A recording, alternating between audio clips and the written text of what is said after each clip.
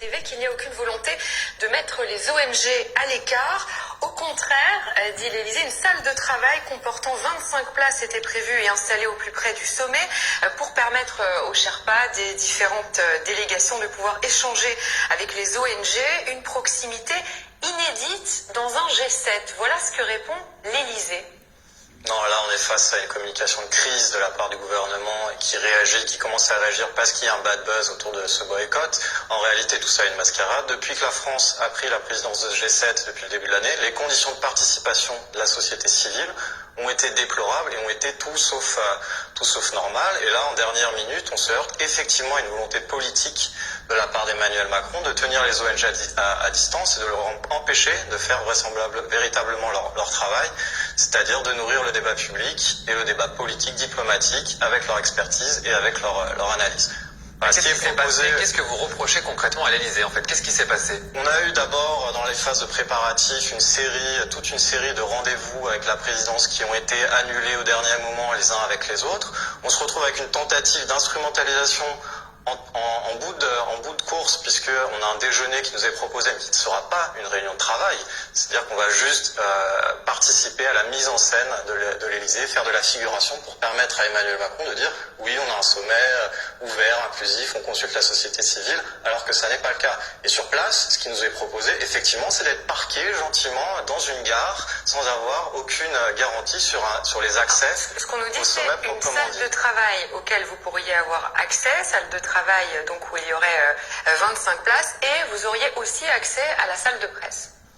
Voilà, ça arrive au dernier moment. C'est bien la preuve qu'on était dans un jeu de dupes politique, parce que ça fait des semaines en réalité qu'on demande ça et que l'Élysée nous refuse ça. Donc pourquoi est-ce qu'il change de pied maintenant? C'est parce qu'il y a un bad buzz dans les médias. Mais donc au final, compliqué, arrangé pour vous, ça vous convient ce que vous répond l'Élysée, même si ça arrive que ce soir? C'était qu'une de nos demandes. Nous, c'était accéder aux médias, mais aussi avoir la certitude de pouvoir accéder aux diplomates, aux gens qui négocient, aux gens qui discutent, aux représentants politiques, de pouvoir aussi avoir une garantie sur l'accès aux documents en temps réel pour pouvoir les analyser et les commenter, et effectivement de pouvoir parler à la presse. Là, il n'y a qu'une des conditions qui commence à être remplie. Au dernier moment, c'est compliqué maintenant pour nous de nous organiser, et c'est pas innocent de la part de l'Élysée. Et qu'est-ce que vous attendez, vous, en tant qu'ONG, de ce G7? Expliquez-nous. Nous, on attend qu'Emmanuel Macron, qui prétend être champion du climat, fasse la démonstration de sa capacité à impulser une diplomatie climatique digne de ce nom, et qui soit en cohérence avec l'acte 2 du quinquennat soi-disant consacré à l'accélération écologique. Pour l'instant, en matière de politique internationale, cet acte 2 a très mal commencé, puisqu'on a ratifié le CETA alors que les garde-fous climatiques qui étaient prévus par l'Élysée n'ont pas été appliqués. On a signé le Mercosur avec Jair Bolsonaro, qui est en train de détruire littéralement l'Amazonie. La France n'a pas réussi à rallier les 28 de l'Union européenne sur un objectif de neutralité carbone à long terme. Et au G20, on a eu des résultats très pauvres sur la question du climat, alors qu'Emmanuel Macron avait fait de ce sujet en amont une ligne rouge. Donc voilà, le bilan d'Emmanuel Macron est malheureusement négatif. Là, il a la présidence du G7, donc il a la possibilité et la responsabilité d'inscrire les sujets à l'agenda, de mener les discussions, de garantir les résultats. Donc on attend qu'il fasse la démonstration d'une capacité d'entraînement sur la question du climat. Stéphane Rosès, elle est légitime cette décision de boycotter ce sommet? Est-ce que c'est dans des sommets comme ça, c'est un endroit important pour parler climat? Il est légitime que les ONG puissent avoir accès à de tels sommets, d'autant qu'Emmanuel Macron a parlé de coalition d'action intégrant les États, les grandes entreprises. Il est normal que les ONG aient accès et fassent leur travail. Est-ce qu'il y a vraiment une volonté de l'Élysée de les écarter? Je n'en sais rien. Ce serait en tout cas vraiment très malhabile dans la période actuelle. Il y a peut-être tout simplement des questions de désorganisation, de mésestimation de la place à accorder aux ONG. Bon, visiblement, heureusement, les choses s'améliorent, demeurent effectivement les problèmes de fond. Emmanuel Macron a dit qu'il voulait que la France soit opérationnelle. Bon, voilà, je vais essayer de ne pas faire trop long parce qu'il faudrait que la vidéo tourne. que les gens voient au moins tout le début de la vidéo. Voilà, en une journée, une après-midi, je vais diffuser 2 posts. Il y a un changement de pied en panique de l'Elysée puisque les ONG claquent la porte actuellement et que donc en fin de journée, là, en début de soirée, l'Elysée finalement accorde un peu plus d'accréditation que prévu, va donner accès au Media Center à ces ONG alors que ça leur a été refusé depuis des semaines. Donc voilà, effectivement très mauvais buzz actuel médiatiquement et réaction en panique de l'Elysée qui dit oui finalement on va vous accorder, etc. BFM est en ligne vraiment en pointe pour faire ses contre-propositions aux ONG, c'est ça qui est assez choquant, et pour leur dire finalement regardez, bon vous pouvez revenir, maintenant tout va bien. On va écouter Bélanger parce que c'est intéressant.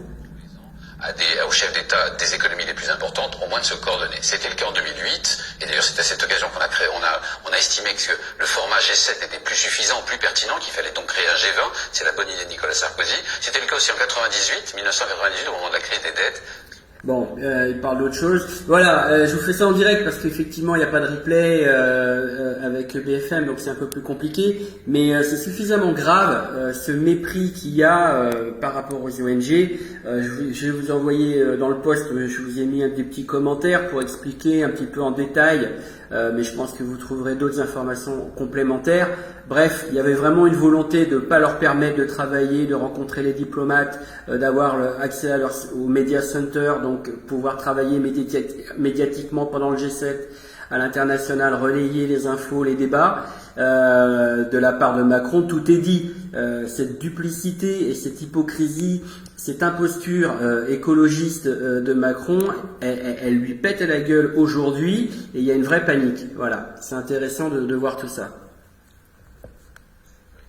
Grave, et c'est peut-être une des raisons pour lesquelles on ne vous a pas donné la place que vous méritiez ou que vous réclamiez au sein de ce G7, et qui ont estimé, elles, que le problème était aussi un problème de frontières et qui se sont installés entre la frontière franco... Pas du tout. Clément Sénéchal, très rapidement pour conclure. Est-ce que finalement vous maintenez votre boycott du G7 au vu des réponses apportées ce soir par l'Élysée? Juste pour répondre, ces ONG ont été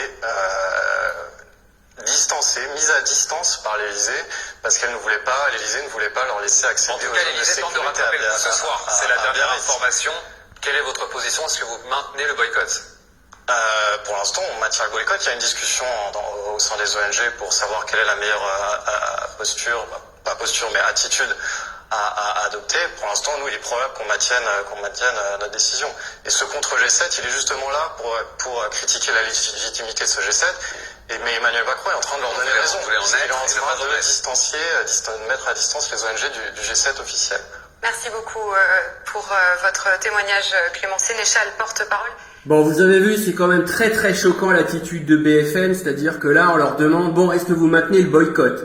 Donc, on est en train de faire, il y a un bras de fer en fait de communication médiatique en direct depuis, on va dire entre 18h, 19h et 20h, où on essaye un petit peu de faire porter le chapeau aux ONG elles-mêmes en disant regardez maintenant le gouvernement vient de changer, Macron vient de changer d'avis, vous allez quand même pas rester buté, sinon nous on va faire savoir à tout le monde que c'est de votre faute. Voilà, vous l'avez vu en direct, je vais pas faire une vidéo trop longue, c'est très choquant, désolé de vous diffuser du BFM, mais de temps en temps c'est quand même intéressant de voir à quel point cette chaîne est un relais en droite ligne. On a cette impression-là que c'est en direct avec la cellule com de l'Élysée. Vraiment, parfois, on dirait que des questions viennent de direct dans l'oreillette. C'est extrêmement choquant.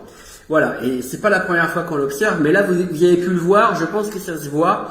En tout cas, je l'espère. Allez, bonne diffusion, bon partage. Et puis, j'espère que malgré la longueur de la vidéo, beaucoup de gens auront accès à ce qui est dit là-dedans. Allez, à plus tard tout le monde. On lâche rien.